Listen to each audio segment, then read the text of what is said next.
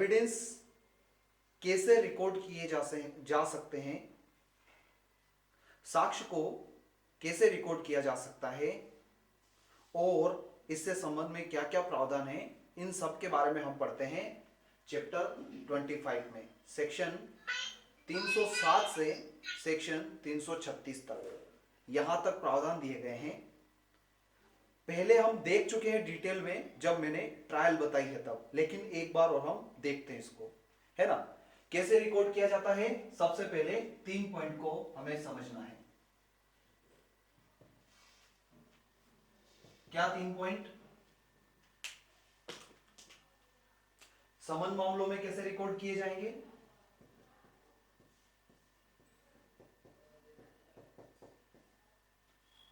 फिर वारंट मामलों में कैसे रिकॉर्ड होंगे,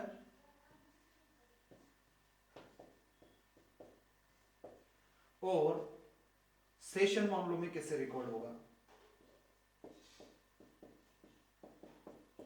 तो इसके संबंध में सेक्शन 309, 310 और 311 हमको बताता है। देखो, सेक्शन 309, सेक्शन 310 और सेक्शन 311 क्या बता रहा है? समन मामलों में सारांश के रूप में होता है, यानी पूरा एज इट इज, वर्ड्स के वर्ड्स जो साक्षी बयान दे रहा है उसको लिखने की जरूरत नहीं पड़ती है। जबकि जो वारंट मामले होते हैं, सेक्शन 310 बता रहा है या तो आप वृत्तांत के रूप में लिखो, या अगर आवश्यकता पड़ती है तो प्रश्नोत्तर के रूप में कर सकते हो।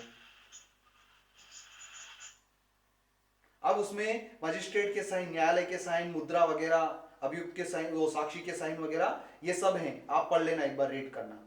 बेसिक बात क्या है वो हम बता रहे हैं, क्योंकि एक बार हम ऑलरेडी इसकी रीडिंग ले चुके हैं। फिर सेशन मामलों में कैसे रिकॉर्ड होगा, सेक्शन 311 बताता है, वो भी या तो वृत्तांत के रूप में या जरूरत पड़े तो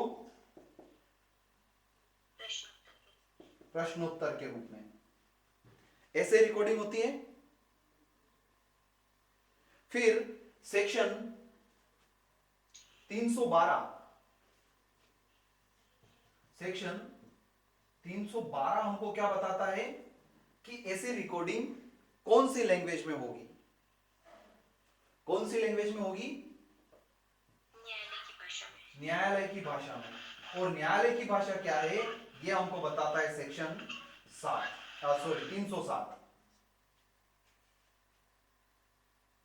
क्या होगी? न्यायालय की भाषा वो होगी जो राज्य सरकार तय करे। लेकिन क्या राज्य सरकार हाईकोर्ट की भाषा भी बता सकती है क्या? नहीं बता सकती है। आर्टिकल 348 ऑफ इंडियन कॉन्स्टिट्यूशन हमको बताता है हाईकोर्ट और सुप्रीम कोर्ट की लैंग्वेज इंग्लिश में होगी। ठीक है, राज्य सरकार उसको तय नहीं करेगी। राज्य सरकार हाई कोर्ट से निचली अदालतों के लिए बता देगी कि न्यायालय की क्या भाषा होनी चाहिए। इतनी बात हमको समझ में आती है? बहुत बढ़िया। अब आ जाओ 308, 307 तक हमने देख लिया है। 308 क्या बोल रहा है कि जैसे जैसे एविडेंस रिकॉर्ड किए जाते हैं वो सब अभियुक्त व्यक्ति की उपस्थिति में किए जाएंगे। देखना, कभी भी आप लोग कोर्ट गए हो या कभी जाना हो, एविडेंस रिकॉर्ड होता है तो अभियुक्त व्यक्ति को वहां कोने में कटघरे में खड़ा रखते हैं। नहीं, आपको पता नहीं होगा, वहां पर होता है मौजूद। जब एविडेंस रिकॉर्ड होते हैं तो अभियुक्त व्यक्ति को पीछे खड़ा रखते हैं, लेकिन कुछ एक्सेप्शंस हैं। देखो, इसको रीड करते हैं तो समझ में आएगा।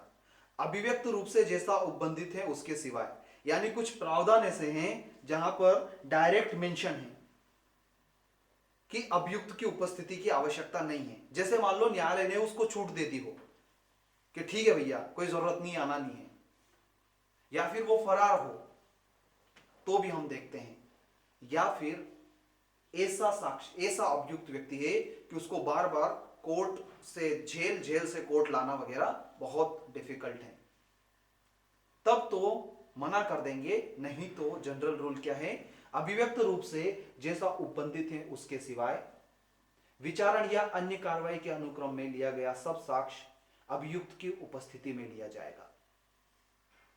और ऐसा होता भी है, अभियुक्त व्यक्ति जनरली पीछे खड़ा रहता है जब एविडेंस रिकॉर्ड होते हैं तो, या जब उसकी वैयक्तिक उपस्थिति से अभिमुक्ति दे दी गई हो तब उसके अधिवक्ता की उपस्थिति में लिया जाएगा, है ना। उसको पर्सनल अपीयरेंस से अभिमुक्ति दे दी गई है। कैसी सिचुएशन, जैसा कि हमने देखा था, कॉग्निजेंस लेने के बाद अभियुक्त व्यक्ति को वैयक्तिक अभिमुक्ति दे सकते थे, या फिर जो अपना सीआरपीसी का पुराना 317 का प्रावधान था उसकी जगह पर अब आ चुका है आपका 355 यहां पर उसको वैयक्तिक रूप से अभिमुक्ति दे दी जाती है। अगर उसको वैयक्तिक रूप से अभिमुक्ति दे दी गई है, अगर उसको वैयक्तिक रूप से अभिमुक्ति दे दी गई है तो उसके अधिवक्ता की उपस्थिति में भी एविडेंस रिकॉर्ड किए जा सकते हैं। तो जब भी अभियोजन पक्ष अपने एविडेंस रिकॉर्ड कराता है तो आप देखना अभियुक्त के अधिवक्ता भी मौजूद रहते हैं।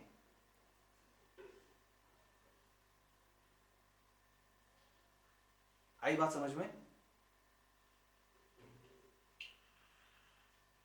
कुछ ऐसा लॉजिकल नहीं है, बहुत सिंपल बात है ना। जब एविडेंस रिकॉर्ड होंगे तो या तो अभियुक्त व्यक्ति उपस्थित रहेगा, या फिर अगर उसको वैयक्तिक रूप से अभिमुक्ति दे दी गई है तो उसका अधिवक्ता उपस्थित रहेगा। तो एक दो जो प्रोविजन मैंने बताए हैं वो चाहो तो आप यहां पर लिख सकते हो। 355 हो गया,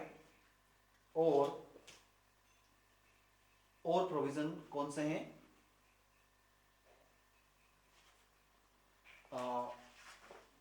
एक और प्रोविजन है 335 और 355।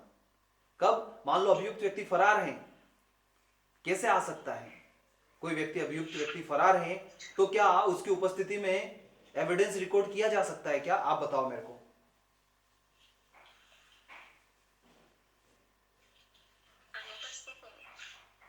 क्या? एक बार उससे क्या पूछा? मैं बोल रहा हूं अगर मान लो कोई व्यक्ति फरार हो गया, अभियुक्त व्यक्ति फरार है, उसको अरेस्ट करके ही नहीं लाया गया, तो अपन ट्रायल रोक तो नहीं सकते है ना, ट्रायल तो आगे बढ़ेगी। तो एविडेंस आएंगे, तो जब अभियुक्त व्यक्ति फरार है तो उसकी अनुपस्थिति में लेना ही पड़ेगा अपने को साक्ष्य। उसको कैसे उपस्थित कर सकते हैं? तो 335 और 355 ये दो एग्जाम्पल आप लिख सकते हो। कब ऐसी सिचुएशन हो सकती है जब अभियुक्त व्यक्ति उपस्थित नहीं हो सकता है।